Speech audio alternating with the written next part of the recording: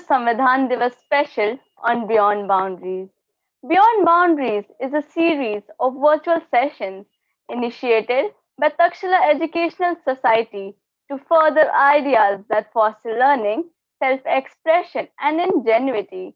We at Takshila are keen on connecting young minds to an unbound range of themes, thoughts and perspectives that facilitate their understanding of the world and its concerns. These sessions bring articulate speakers from the world of art, education, literature, science, and beyond to engage your time and mind. As an addition to these series of sessions, we bring to you yet another event where we salute the Indian Constitution and celebrate India as sovereign, socialist, secular, democratic republic. Indian Constitution was adopted on November 26, 1949, an important landmark in the country's journey as an independent, sovereign republic. The Constitution came into force on January 26 next year. Constitution Day was first celebrated in the year 2015 when the government decided to mark the day as a tribute to Dr. B.R. Ambedkar, who played an important role in the framing of the Indian Constitution. November 26 is also known as Samvidhan Divas. In today's session titled The Indian Constitution, a Living Document, our speaker Sri Achyut Chetan highlights the impact of our constitutional provisions on the nation and its people. Sri Chetan is a scholar and professor who deploys pedagogy as a means for social transformation in marginal areas. He obtained graduate, postgraduate, and doctoral degrees in English from the Visva-Bharati University in Santiniketan, where he also served briefly as a guest lecturer, a recipient of Sir Ratan Tata Trust Fellowship, the Charles Wallace Trust India Fellowship, the Fulbright-Nehru Doctoral and Professional Research Fellowship, and the South Asian Studies Fellowship. Sri Chetan works with a firm conviction in constitutional morality. He has been a professor of English at Santal Parganas College in Dumka, Jharkhand, and currently teaches at St. Xavier's University, Kolkata. Over to Sri Achyut Chetan.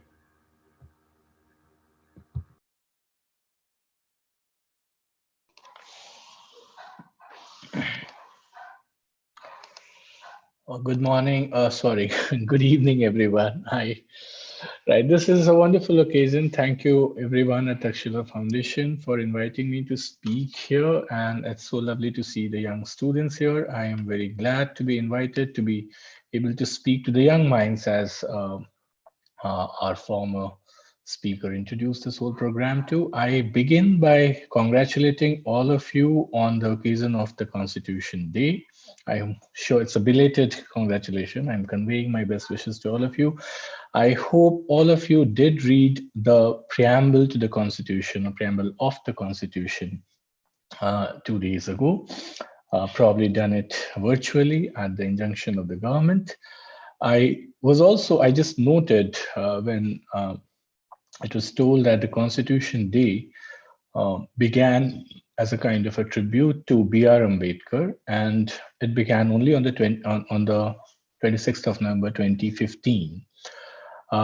You must have thought about it, that the Constitution, which has been here for many years, 26 January 1950 onwards, why did we have to wait until 2015 to celebrate or to observe the Constitution Day?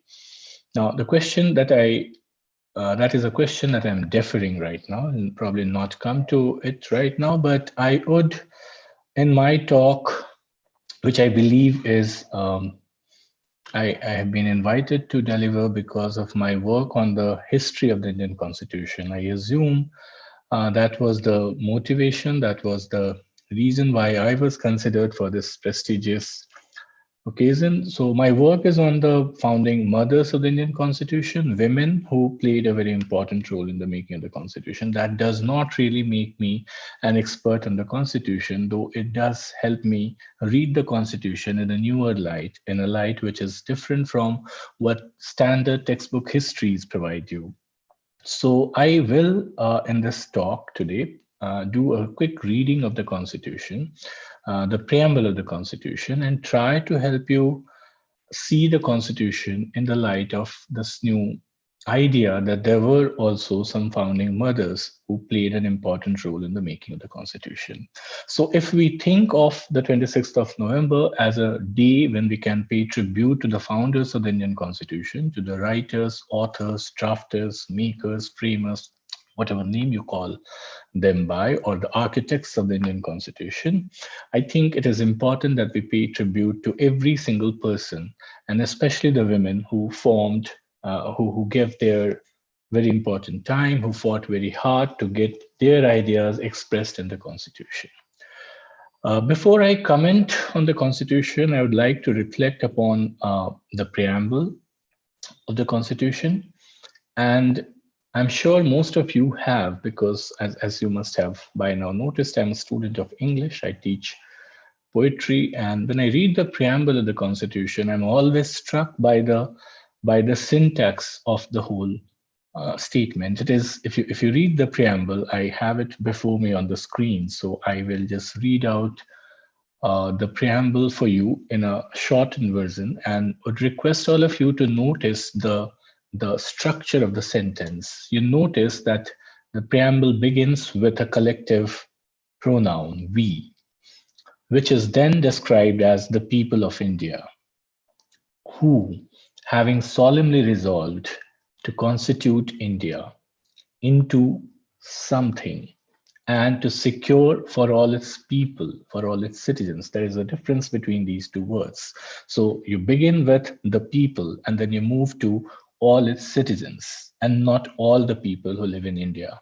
There is a little twist in that uh, verbal change, which is also quite a conceptual change, because if you know, the Constitution is the document that awards citizenship to all of us. So that's something that you notice. And what do you want to secure to all its citizens? You secure four things to them: justice, liberty, equality, and fraternity.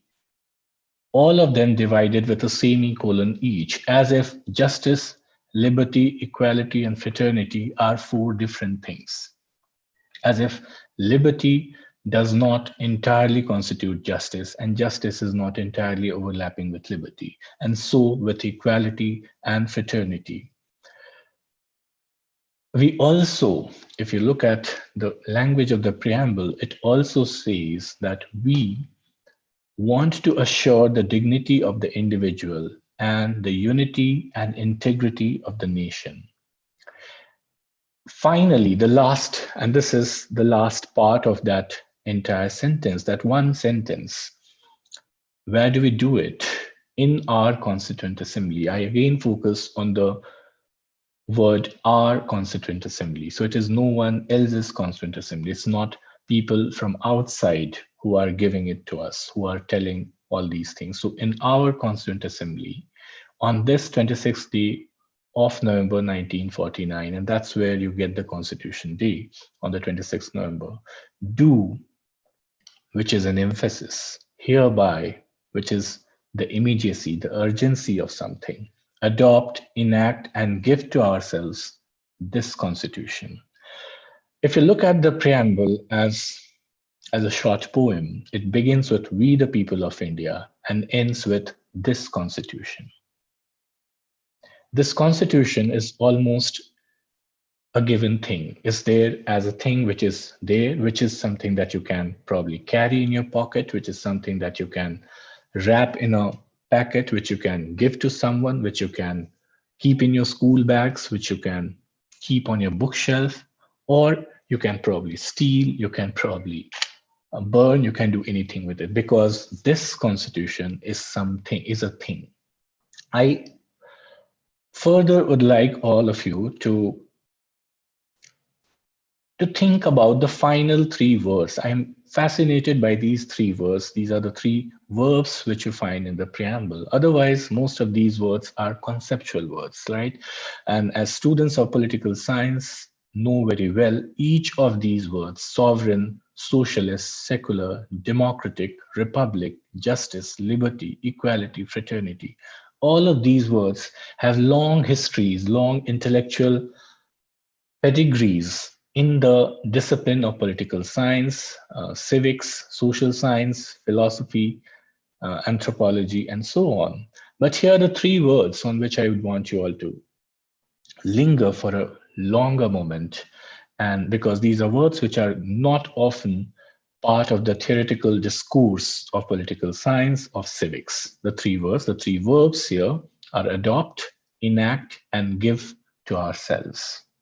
Again, before I move on to the discussion of adoption, enactment, and giving, I want you to remember that there is another repetition of the word, the collective pronoun here, ourselves. So we, the people, are giving something to ourselves. There is no you in this, there is no I in this. What is also very interesting here, although in history books you hear the word, the Constitution came into force on the 26th of January 1950, and that is why we celebrate the Republic Day from that day to commemorate it. There is no mention of any kind of force in the preamble to the Indian Constitution. It does not say that the Constitution comes into force from this particular day or will come into force from that particular day. Although, as all of you know from history books, it was decided that the Constitution will come into force from the 26th of January. So that would be 2 months after the Constituent Assembly or the members of the Constituent Assembly had performed the task of adopting, enacting, and giving the Constitution to themselves. So what I will do about this, I mean, I personally find that that is one of the sweetest things about the Indian Constitution and about this preamble, that it does not use the word force.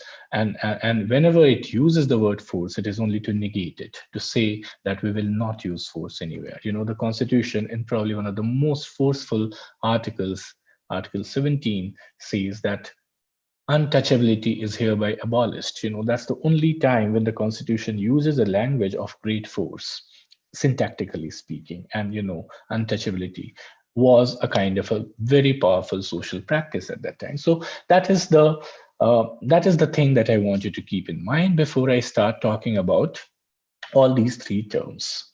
In fact, several meanings, and you know, meanings which have very specific connotations both individually and collectively. As one phrase, for example, if you connect the three terms enact, adopt, and give to ourselves as one phrase, or you think of them as three distinct activities coming together, they come together to mean one particular word. And that word is what we are going to discuss today: to constitute. That's the first thing, that's the first verb that you get in the preamble of the Indian Constitution, which says that we, the people of India, having solemnly resolved to constitute India, and how do you constitute something into something? By adopting, by enacting, and by giving something. That's I think the fascinating part of the preamble upon which I want all of you to dwell for a while. To adopt.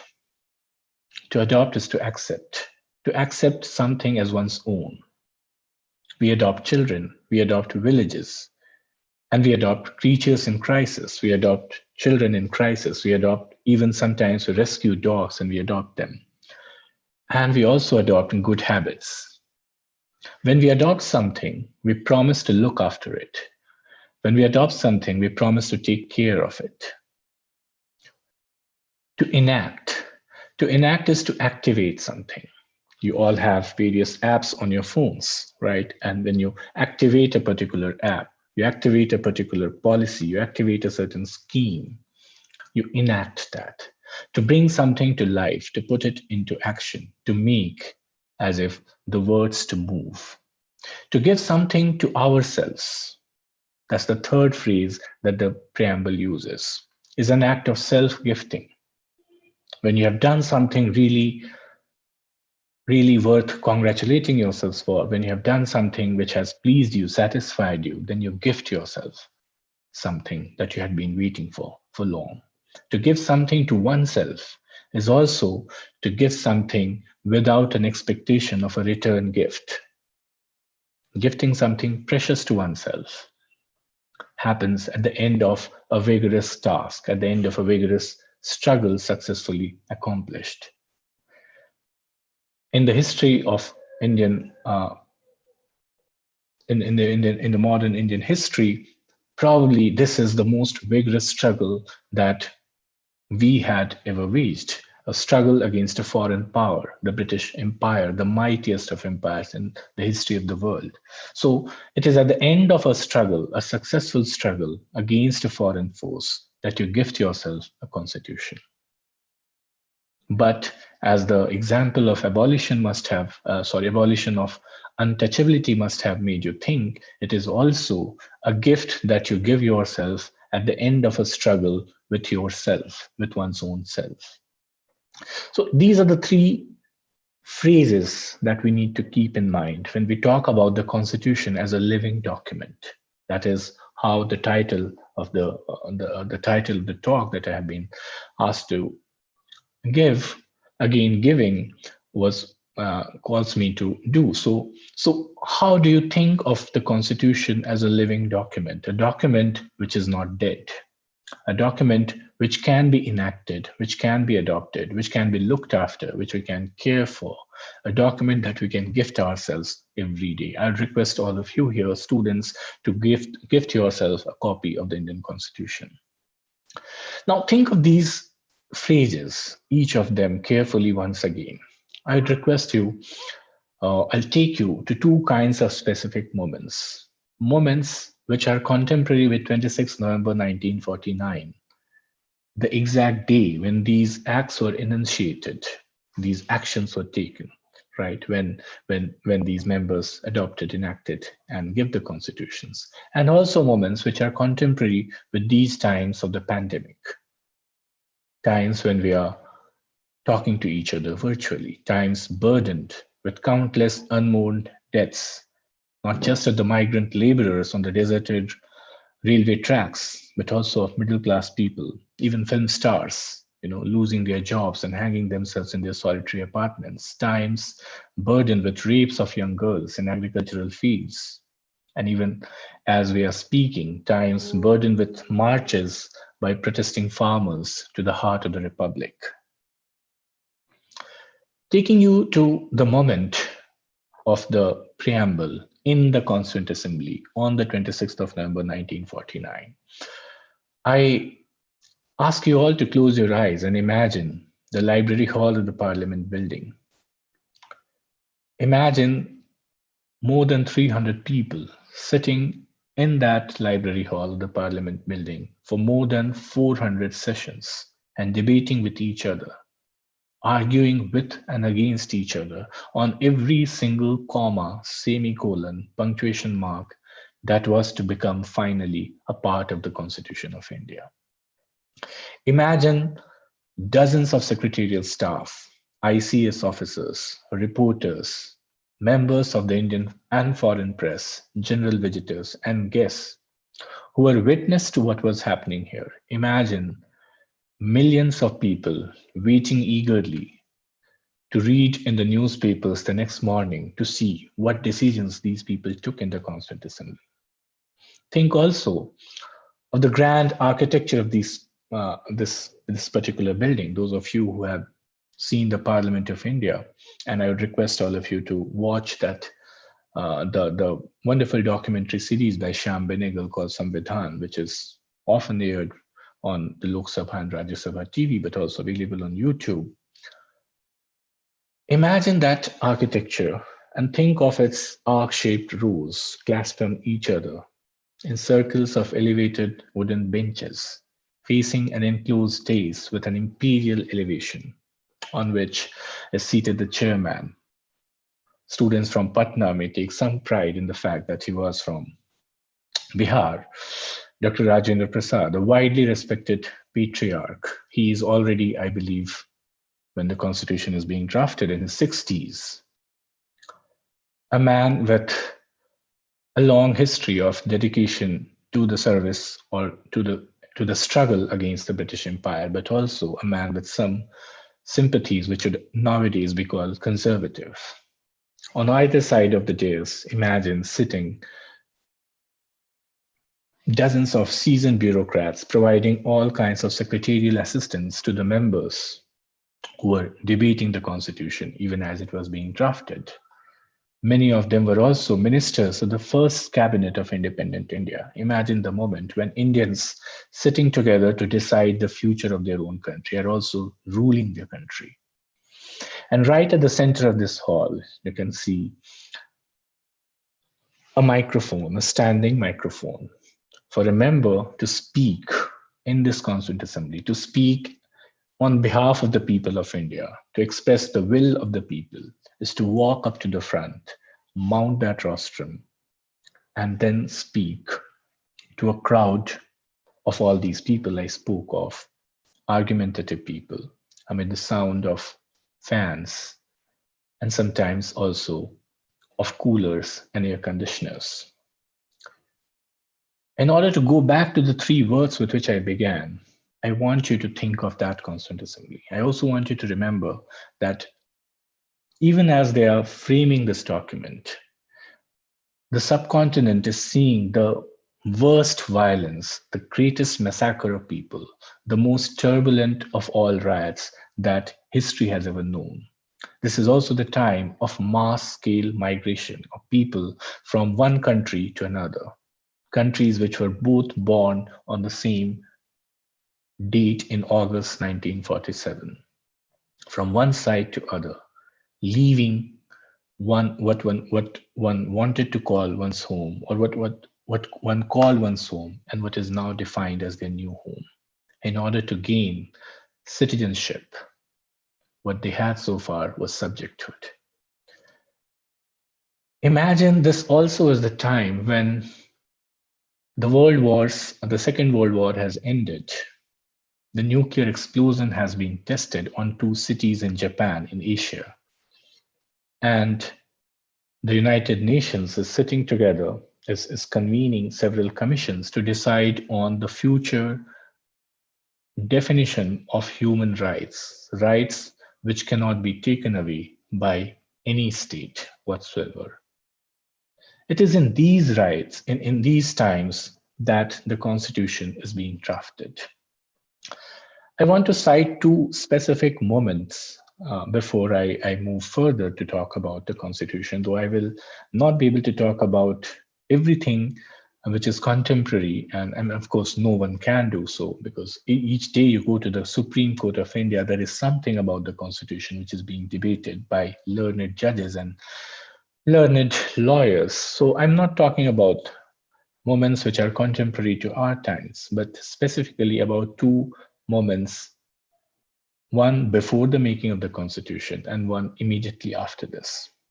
I take you to 1931, to Karachi, when the Indian National Congress meets immediately after in the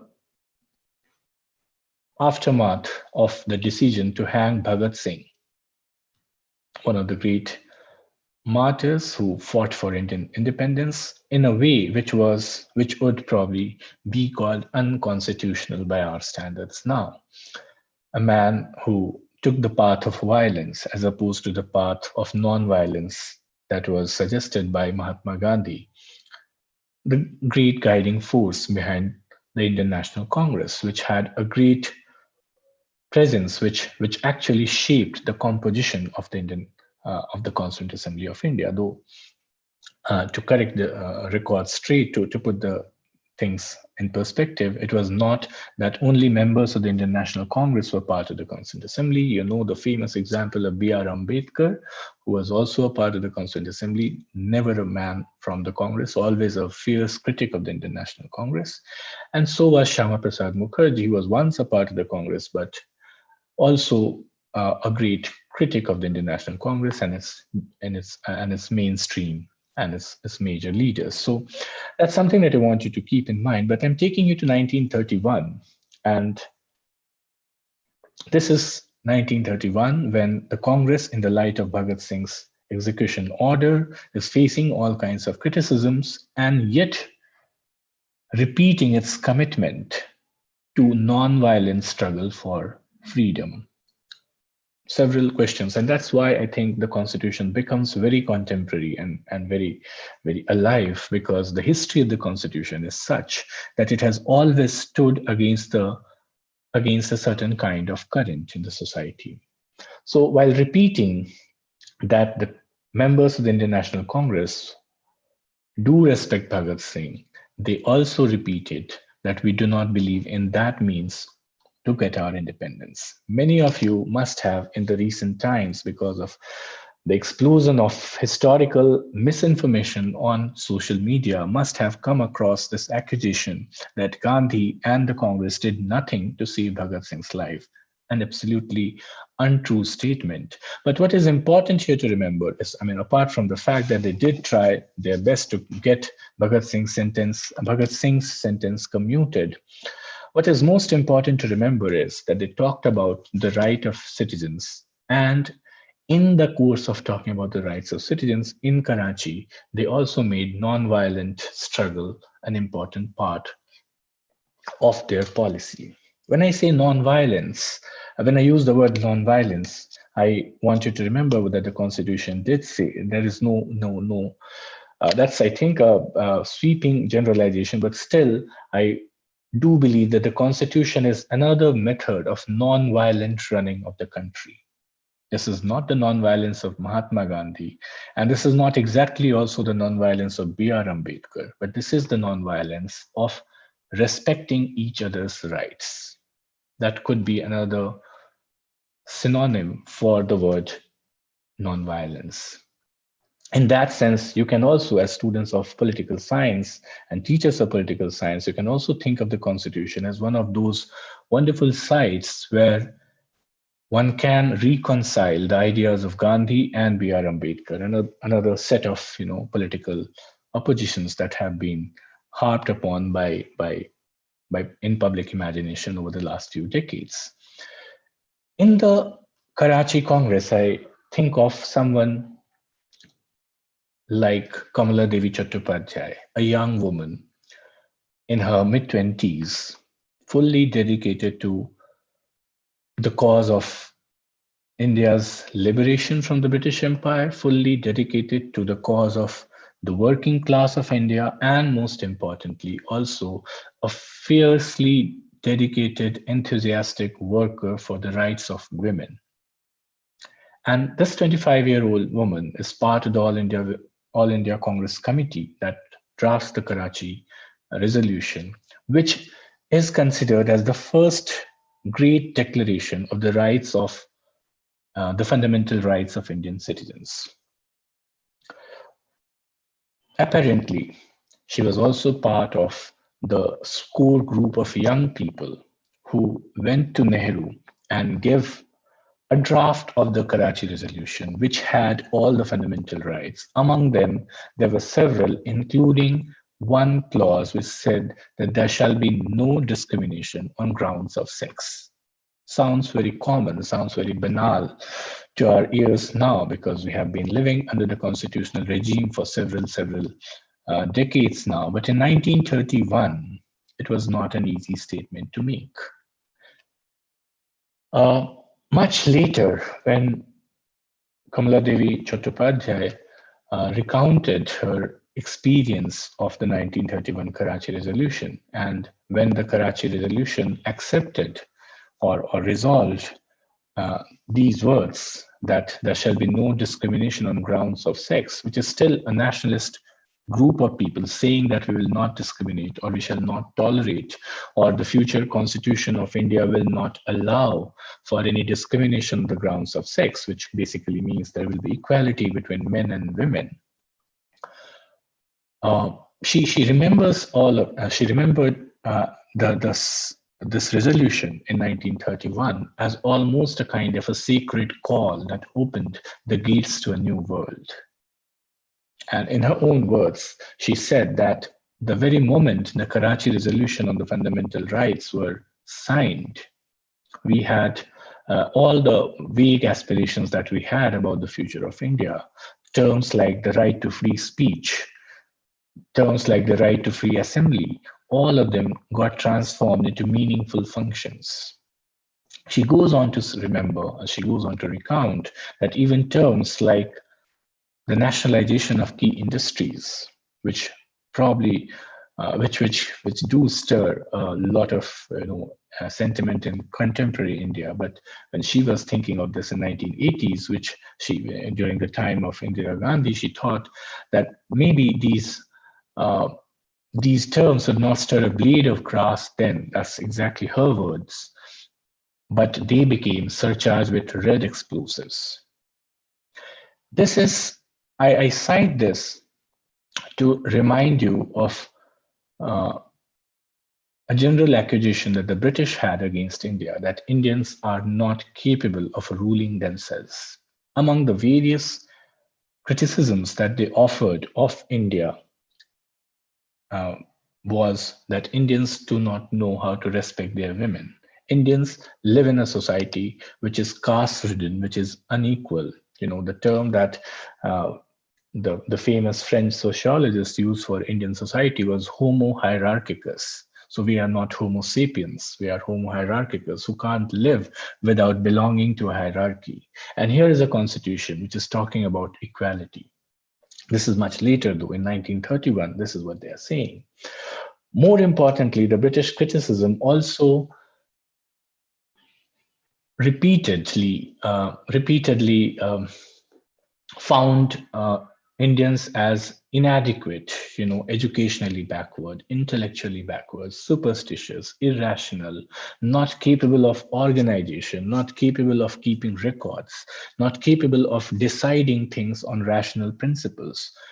And that is why the historian Dipesh Chakravarti calls the phrase that he uses is the waiting room of history. So until Indians have prepared themselves for all of these things or have got rid of all of these things, they should be in the waiting room of history. They are prehistoric in that sense. I take you back further to maybe not back further, I'm doing a loop of time, and I take you to 1950, exactly, yeah. In 1950, after the adoption of the Constitution, I take you to what became the Provisional Parliament, or what was the Constituent Assembly itself was functioning as a Provisional Parliament of India. The first Parliament was yet to be elected under the rules prescribed by the Constitution. So 1950, the first speech, the first two things that Indians did in the Provisional Parliament, they congratulated each other for having drafted the Constitution. And I'm reading it out for you in a second. Let me just find it out. And the second thing that they did was congratulate India for now recognizing China as a sovereign nation state. You can see how the Constitution gives Indians a kind of a confidence, not only of recognizing themselves as a sovereign state or declaring themselves as a sovereign state without depending on any kind of ratification from any colonial power or any other power for that matter. And the second act that they are doing is recognizing China as a sovereign republic, as a nation state. In the course of this entire process of congratulating themselves or congratulating ourselves, let's use the word ourselves henceforth, so that we can identify with the people who made the Constitution. There is one woman who gets up, Durgabai, Durgabai, yet to be called Durgabai Deshmukh, something that a name with which she's known now. Durgabai, a young woman, gets up and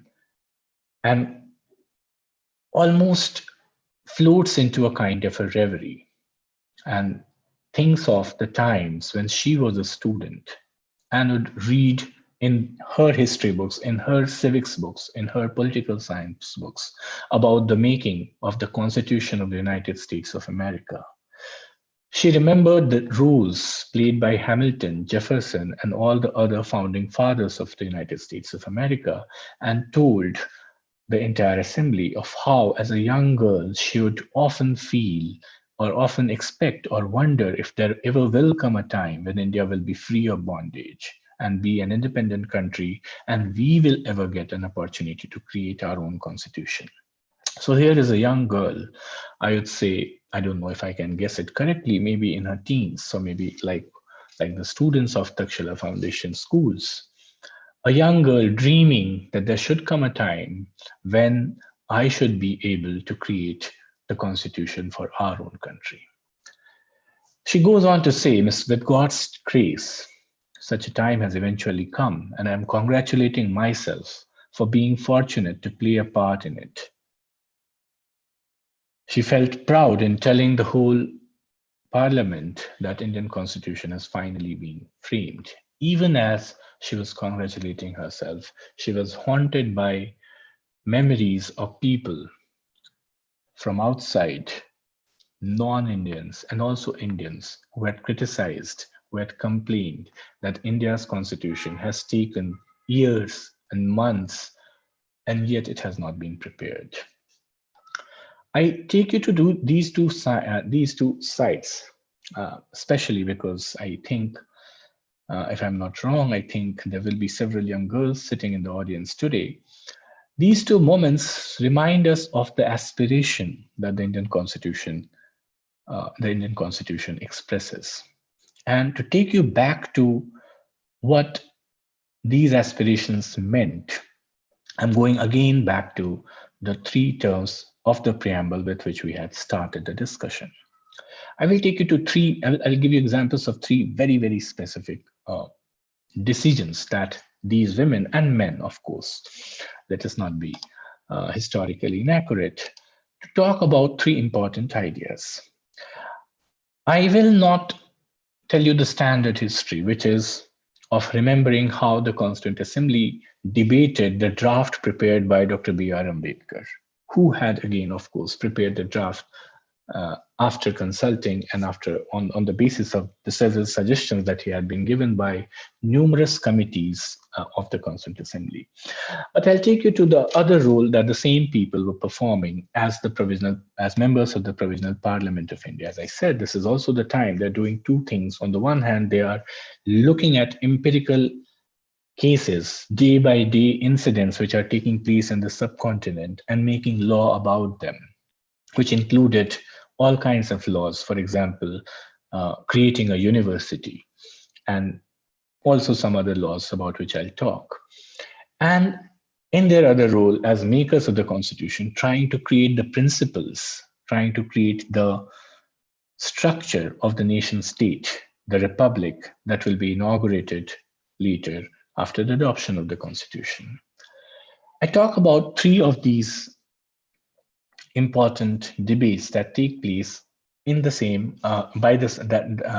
three of these important debates in which these same people participated while they were making the constitution.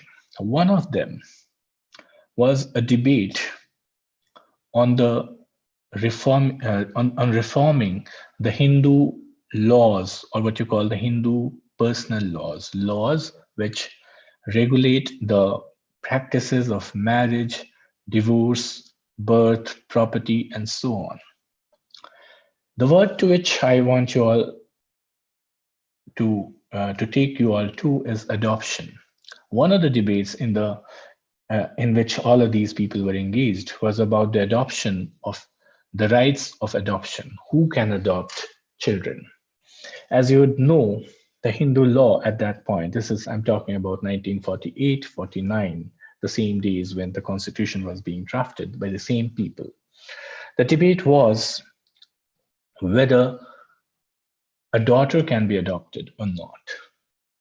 And as you know, the Hindu society allowed for an adoption of a son in case a couple doesn't have a progeny, and especially a son, and not especially, actually exclusively only a son, because the son would be able to carry the religious spiritual burden of taking the father out of the trap of after death. So the son, and also because the son would carry on with the rights of property, would inherit the property of the father. The debate was whether daughters can be adopted or not. No, said many of these members. But finally, it took them some time, maybe not just some time, it actually took them a couple of years, more number of years actually, and after the passing of the constitution, after this constitution which said that there will be no discrimination on the grounds of sex, that we finally made it possible for daughters to be adopted by Hindu families. And also the question of who can adopt. Can a mother adopt a child? Or can you give your own child in adoption seeking without seeking the consent of the mother?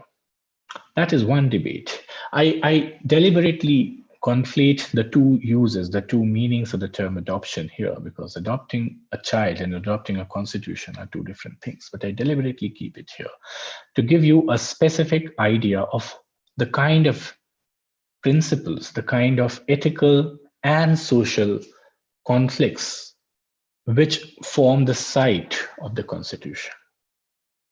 And you would all know very well of that slogan the government of India has recently raised, called Beti Bachao, Beti Padhao. So save the daughter and educate the daughter.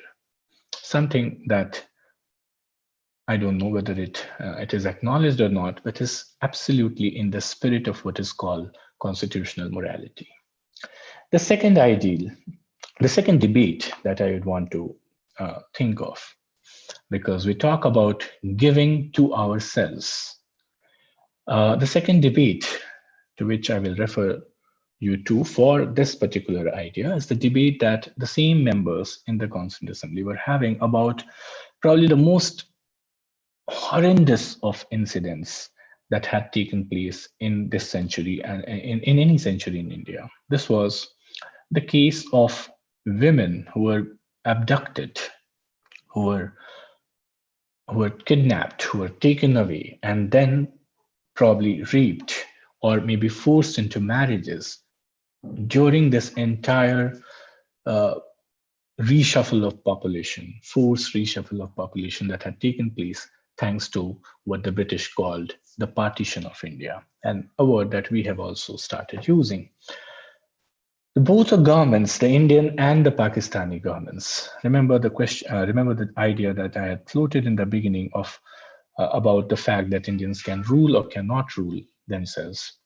The question was whether women who have been taken away by people from the other community can be or should be recovered or not. And both these governments promised, okay, so in my land, say in Pakistan, they said, okay, we will recover all the women from India who have been taken hostage by our men.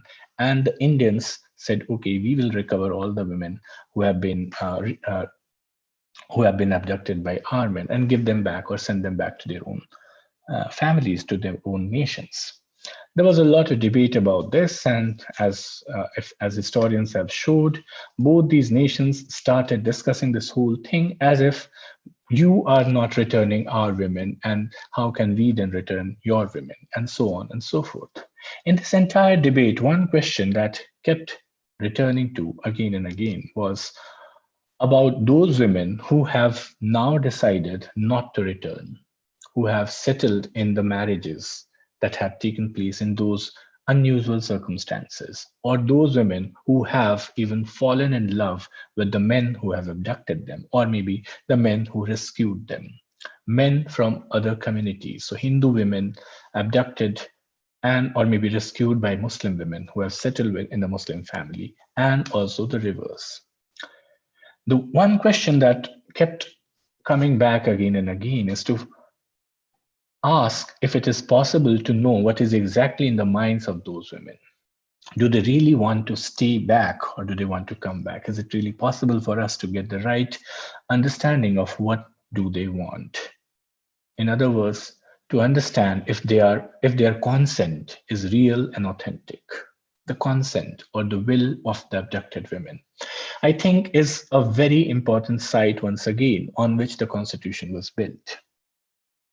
I can't control my temptation to remind you of the fact that in recent times, some Indian states are contemplating the making of a law to prohibit, of course, in various veiled terms, marriages between Hindu and Muslim men and women. This The whole idea of the individual, especially the girl's consent, which is at the foundation of the Indian Constitution, has somehow been missing. And the third debate to which I will take you is again in the same Constituent Assembly. Again, not exactly discussing the Constitution, but discussing one of the laws that they were trying to make. And the law was very simple, but the question was very problematic. Whether women can be allowed, or whether women should be allowed, working class women who go to work in factories, should they be allowed to go and work at nights? Should there be night shifts for women? There were two answers to the same question. One was yes, because if you do not allow women to work at night, you are depriving them of their employment opportunities. But the other was you are also putting their lives to risk because we do not know whether we can ensure their safety when they go out at night and work.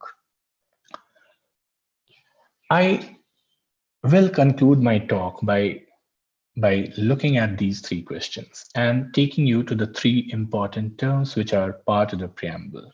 Of course, justice being the central term, but the three terms liberty, equality, and fraternity.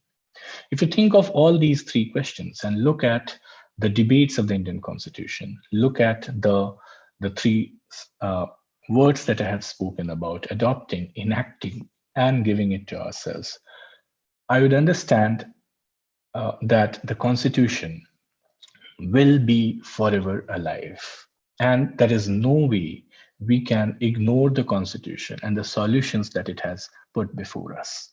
If we say that the Constitution is a living document, we say this only because the Constitution has contemplated fortuitously, historically, because it was drafted at a very extraordinary time in the most extraordinary manner.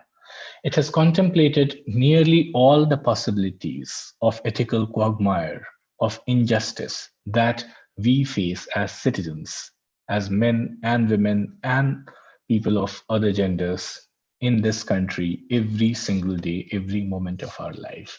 If we need to answer these questions, we have to go back to the Constitution. At least the Constitution can anchor us in finding the right answers, if not immediately solving our questions. In that sense, the Constitution is a very live document. And what happened in 1947 and 1950, between 1946 to 1950, keeps happening in a microscopic manner in our lives every day. In that sense, the Constitution is a living document, and we continue to live the Constitution through ourselves, and the Constitution lives through ourselves. With that hope, I think I can conclude my talk. Thank you so much. Thank you, sir, for your words of wisdom. We at Takshila Educational Society are truly humbled by your rich and insightful contribution to this program. Contribution of such caliber can come from a true intellect like you. The enlightenment that you have conferred upon us has left us mesmerized. Each and every single one of us here is grateful for your astonishing efforts you have put in. Thank you, sir. Thank you so much. It was my pleasure all the way.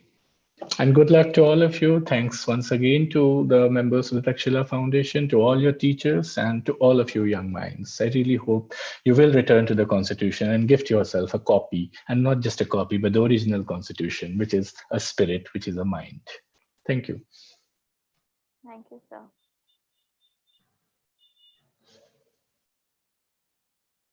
So, bye.